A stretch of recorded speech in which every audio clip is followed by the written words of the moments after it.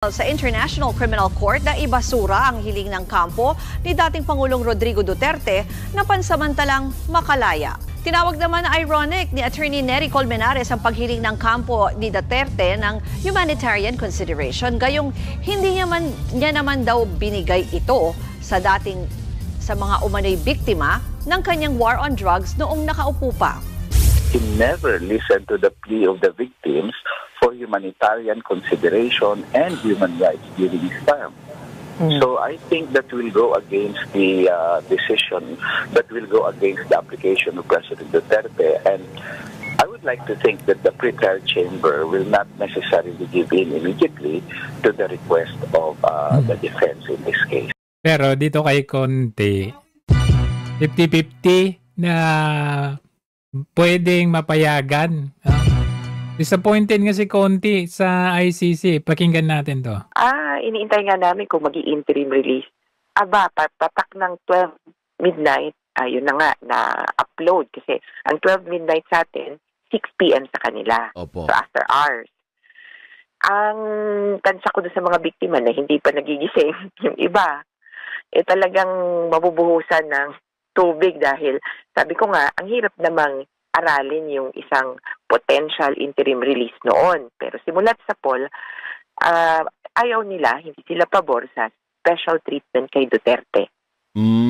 Pero ang magdi-decide nun, yung prosecution, kung i-oppose o hindi. Para I saw your tweet, may pinost ka sa X, na apparently, yung ICC prosecutor, hindi niya i-oppose. Tama ba yun? Oo Kaya yun. Kaya itong specific request. So, ayon sa specific request, hindi siya humihingi ng, dati sabi namin, baka uuwi para magtrabaho, mag-mayor. Pero hindi Ngayon sinasabi niya, humanitarian grounds, matanda na siya, tapos blank, blank, blank. Palagay ko mga sakit.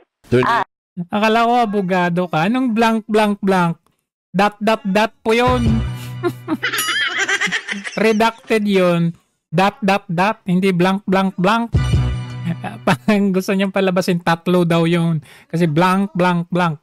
Dot, dot, dot po yun. Ibig sabihin, hindi lang tatlo yun. At redacted sir. Sinabi niya sa defense. Kaya sabi ko, naku, pwedeng bluff din ito. Huwag tayong paluloko. Pero bakit mo ilalagay sa isang dokumento kung masisilip ka? Sabi nila, one, ang prosecutor ay pumayag na o hindi mag-o-oppose. Pangalawa, may pumayag na ring bansa na sasalo sa kanya. At kumbaga, ito yung kondisyon Kaya medyo parang, ano ibig sabihin ng Attorney Maria? Para Attorney Conte, ano ibig sabihin nun? Parang minani-obra na, kung makatinrabaho na nila, bago pa nila final. Parang gano'n, hindi ba? Kasi sabi niya, pumayag na raw yung bansa tapos ang pagkakasabi nga, si counsel, meaning si Cosman, alangan! Labanan ito ng mga tagisan ng talino ng mga counsel. Ano ka ba? Anong minani-obra? Anong minanipula? Kung matalino kayo, gagawin nyo yun. Kung bobo kayo, hindi nyo gagawin yung ganyan. Siyempre, interim release, katumbas niya ng pag-bail sa Pilipinas. At yan po, pag-bail, interim release, kasama po yan sa proseso at karapatan. Nino man na inakusahan. Diyos me, yung abogadong to. Sabihin na... At yung chief prosecutor, noon pa si Karim Khan, nag-uusap na daw right after the arrest. Ano, nabayaran na rin si Karim Khan? Kaya pala bumaba si Karim Khan? So may ganong ganun ba? Pag-uusap na sila. Kaya yung pag-uusap naman nila, sa intindihan namin, meron talaga. At ang kalakhan nun ay pag-uusap tungkol sa evidence. So palitan ng ebidensya. Pero yung kumaga na under the table din itong interim release, nako. Pero yung mga... Pinagdudaan mo na si Karim Khan biktima ba ay walang say doon? Ibig sabihin, hindi ba sila pwedeng pumunta din sa court at sabihin, we oppose? Wala. Or trabaho yun ng prosecutor? Depende yan sa court kung paano nila i-appreciate. Kasi ako, ang worry ko, yung blank, blank, blank. So, matanda na siya, tapos blank, blank, blank. Yung Dot. kung sakit yun at urgent, ay maaring magpa siya according to the merits yung court.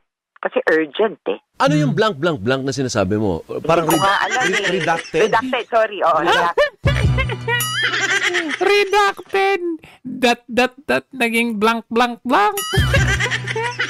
Okay. Redacted. Heavily redacted itong version na nakita Kaya pati tuloy yung nag-interview sa'yo, nabobo sa'yo eh. natin. Hindi natin alam yung ground.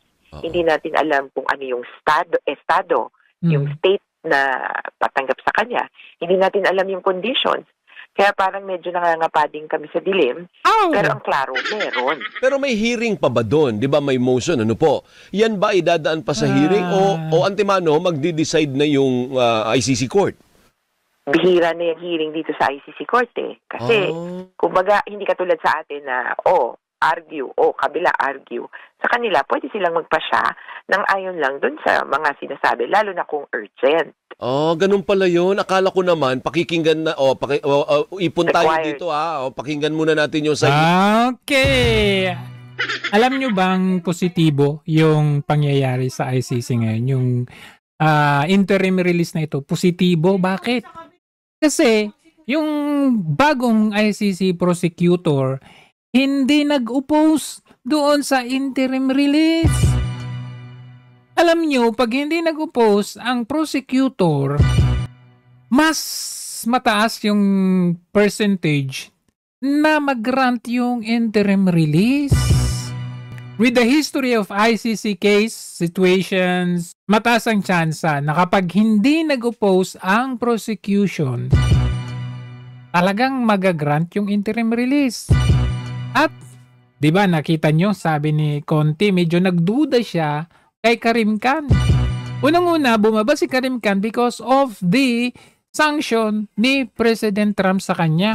Talagang bababa siya. At bumaba siya, yung bagong pumalit sa kanya, hindi nag-oppose doon sa interim release. So ngayon, let's say, ganito po kasi yan. Halimbawa, today, ay meron ng result yung interim release at nag-grantan, ganito po ang kalalabasan niyan. Gumawa po tayo ng set of statements from ICC. Kunwari lang kunwari lang kapag nag-grantan, ganito ang kanilang motion or ganito ang resolution ng ICC. So example ito, ito, example lang to hindi po ito talaga yung ginawa lang natin ito.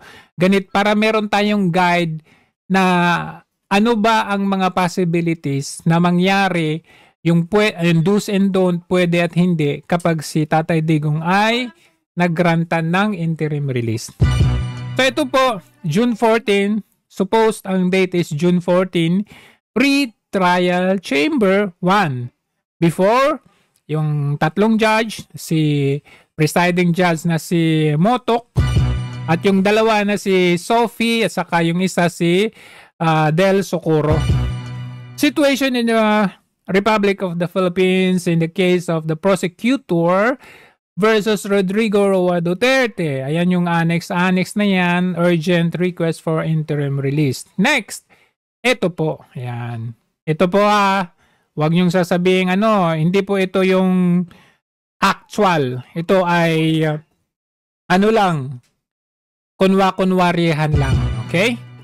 Today, 14 June 2025, Judge Lulia Motok of Pre-Trial Chamber under Article 70 of the International Criminal Court granted Rodrigo Roa Duterte a request for interim release for specific conditions restricting liberty.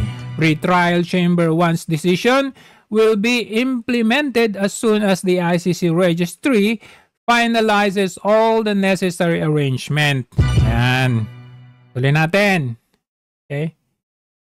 In the view of chamber, and In the view of Chamber, Mr. Duterte's voluntary surrender demonstrates his concrete willingness to subject himself to the jurisdiction of the court in relation to the allegations against him. Masasabi naman natin na talagang voluntary siyang nag-surrender. Hindi siya lumaban. Hindi siya nag-resist.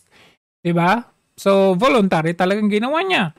The Chamber additionally noted that the prosecutor did not oppose Mr. Duterte's request for interim release. So, alam na natin na hindi nag-oppose yung bagong prosecutor. Together with conditions restricting liberty and that he is suspected of offenses under Article 71C of the Rome Statute. So, ito hindi siya nag-oppose dahil sa conditions na si Tatay Digong daw ay hindi under the offense of this one, consisting in corruptly influencing witness regarding cases from the situations in the Philippines. Hindi raw mag-i-influence si Tatay Digong sa mga witnesses doon sa kanyang case. Alright? Which attracts lower sanctions if established.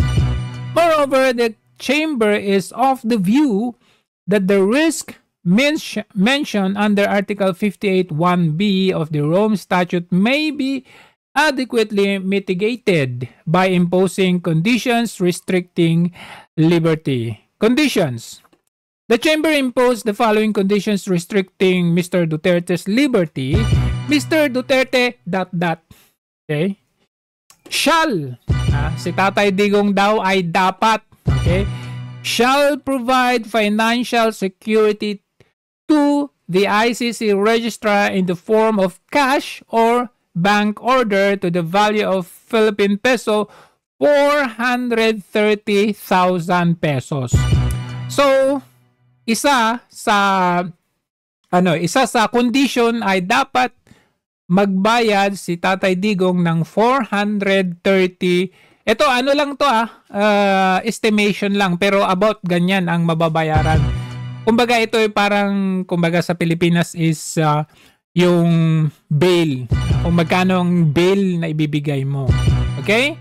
So 430,000. Number 2, next. Mr. Duterte shall comply fully with all orders issued in this case and surrender himself immediately to the relevant authorities if required by the Chamber. So kahit hindi pa time or date ng kanyang hearing, pag in any case na, sabi ng ICC, punta kayo dito ngayon, dapat mag-submit siya sa mga authorities. Number 3, Mr. Duterte shall appear before the Chamber at the date, time, place, and in the manner ordered by the Chamber and shall remain in attendance until excused. Ito po yung kanyang, halimbawa sa September, diba?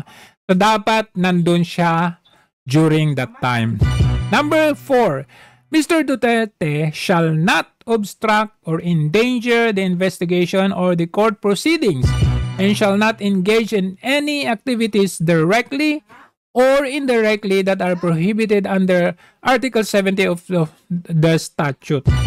So, ibig pong sabihin nito mga kababayan, kapag nag-grant yung interim release, huwag po tayong umasa na si Tatay Digong ay pupunta sa ating mga events dyan. Please, kasi isa sa bawal na ipinagbabawal dito, hindi siya pwedeng mag-engage in any activities. Directly or indirectly. Ibig sabihin kahit Zoom pa yan, kahit online pa yan, please, hindi po pwede. Huwag po tayong magsasabi na, nakalaya naman siya, nakabail naman siya, pwede siya magsalita. Hindi po. So yan po ang isang i-expect natin. Number 5, Mr. Duterte shall not contact directly or indirectly any of the prosecutor's witnesses or victims in the case. Ito, alam naman na natin na hindi dapat talaga. Alam natin na hindi gagawin ni Tatay Digong. Alright? Except, ayan, ito. Except through counsel authorized to represent him before this court and in accordance with the applicable protocols. Next, number 6, Mr. Duterte shall not directly or through any other person make any public statements, social media posts, or communicate with the media about the merits of the case. So, hindi po pwede na si Tatay Digong, kahit sabihin natin may third party, pwede bang makausap si Tatay Digong? Pwede bang ma-interview si Tatay Digong? Pwede bang magbigay siya ng public statements? Hindi po pwede. Kahit social media posts, hindi po pwede. Hindi rin pwede sa media. Okay? But, this is about the merits of the case. Pwede naman siguro kapag magsalita lang or magkita lang or magsalita, halimbawa may birthday greetings, so pwede natin ipa-birthday greetings. Pero hindi po pwede na magbibigay about sa merito ng case. Number 7. Okay? Mr. Duterte shall reside. Ipagpalagay natin na sa Belgium. Kahapon po ang pinag-usapan natin ay baka sa Brazil or baka sa South Africa. Kaya po natin nabanggit na baka Brazil or South Africa, although malayo po yun, may posibilidad na pwede po yun. Kasi ang inaano naman natin is yung kaalyado natin, yung possible ally ni Tatay Digong. Sabihin, how about to Japan? Opo, pwede yun. Pero alam naman natin na pwedeng influensyahan ng Amerika ang Japan and the rest, no? Lalo na kapag member ka ng ICC tapos tumatalima ka sa US, pwedeng ganun. But, okay, practically speaking, pwede rin naman talaga na sa the Netherlands, pwede rin doon. Pwede rin sa Belgium, which is next to the Netherlands or any of the European country na member ng ICC. So ipagpalagay po natin na shall reside, okay, in Belgium at a specific address for the duration of the proceedings when not present in the Netherlands for the purposes of court proceedings unless otherwise authorized in advance by the chamber. Number 8, Mr. Duterte shall provide the registrar with copies of all passports, visas, identity documents, and other travel documents issued to him. So, basic na requirements yan. Shall not travel international except to the extent permitted by the chamber and shall inform the registrar or his delegate no later than 7 days prior to any international travel. So, bawal siyang bumiyahe. Okay, lumabas kung saan man from Belgium or any receiving country to other countries. Unless otherwise, merong special with reason na tatanggapin ng ICC dapat, pwede po yun. Pero in general, hindi pwede. Number 9, Mr. Duterte shall report once a week to the registrar, his delegate or other person on the date and time and in the manner to be determined by the registrar, which may include the use of video conferencing technology. So, pwede po yun Zoom. Halimbawa, nasa Belgium, for example, pwedeng via Zoom na parang magpa-check attendance. Mag-report lang na, ito, okay ako, ganoon. And, last one, number 10. Ito, medyo mahaba. Mr. Duterte shall provide the registrar with all mobile and other telephone numbers and shall ensure that at least one of his mobile telephone numbers remains active and with sufficient credit to be rechargeable or reachable at any time. So dapat hindi siya naka-airplane mode, dapat easily be contacted siya, ganoon, dapat may signal siya all the time kasi in any case na pag tinawagan siya ng ICC, minonitor siya ng ICC, hindi siya makontak, pagdudahan siya ng ICC at baka bawiin pa yung interim release. The chamber found that, okay, in the event that Mr. Duterte would fail to comply with any of the conditions restricting liberty specified in his decision, the chamber may declare the financial security provided by Mr. Duterte forfeit to the court. Ibig sabihin, yung binigay niya na parang bail na 430,000, in any case na na-violate niya yung isa sa mga to, considered wala na yung 430, hindi na yun may babalik. Plus, issue a warrant of arrest in respect of Mr. Duterte at the request of the prosecutor or on its own initiative. So, yung ICC, whether ICC or prosecutor, ganun po, warrant of arrest. Okay? Or issue another order it deems relevant in relation to failure to comply with these conditions. So, with this, gaya ng sinabi na natin, siguro about 80% or maybe even 90% na mag-grant yung interim release ni Tatay Digong because of the non-opposal ng prosecutor ng ICC. Very big impact po yun sa decision ng pre-trial chamber. At nakita naman natin yung reaction nila konti. Konti na lang natitirang panahon sa kanila. Talo na sila. Nakita ninyo, even yung yung mga NUPL na yan, nananawagan sila na hindi raw dapat i-grant yung interim release without them even realizing na ito ay part ng rights ng kahit ninuman na akusado. In fact, even before, historically, naggrantan naman ng mga interim release yung mga nag-appeal before ni Tatay Digong, even to the point na medyo yung gravity ng kanilang case ay mas malala pa kay Tatay Digong. So, very positive po tayo dito about this one.